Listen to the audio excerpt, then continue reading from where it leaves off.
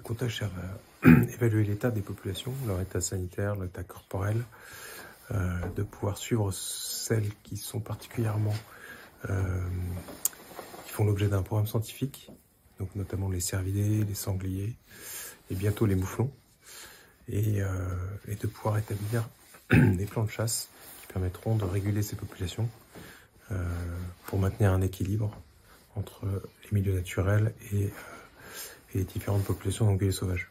On fait deux comptages de ce type-là par an. On invite maintenant le public à participer à ces comptages. Autrefois, ça se faisait plutôt en interne. Ce qui se passe à Chambord, puisqu'on est dans la partie d'accès réglementé, fait l'objet parfois de fantasmes de la part du public. Donc, il nous paraissait important de faire participer les gens du territoire, parce que là, on a principalement donc des personnes qui viennent de la région, pour leur expliquer comment sont gérées les populations à Chambord, comment est gérée la forêt aussi, l'importance des équilibres entre la faune et la forêt, à un moment où la plupart de nos concitoyens sont quand même des citadins et sont un peu déconnectés aussi des réalités de la nature. C'est aussi important que Chambord, qui est un domaine de l'État, joue son rôle pédagogique vis-à-vis du grand public.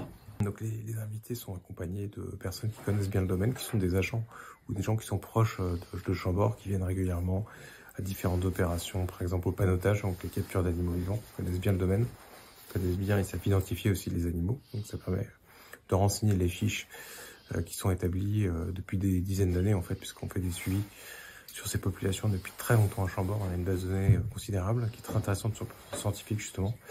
Et donc on va renseigner toutes les 10 minutes ce qu'on voit sur les prairies. On va noter aussi les mouvements des animaux. Ensuite, ça permettra au service de gestion de la faune sauvage de recouper ces informations et d'avoir une vision un peu plus juste de ce qui a été observé pendant la soirée.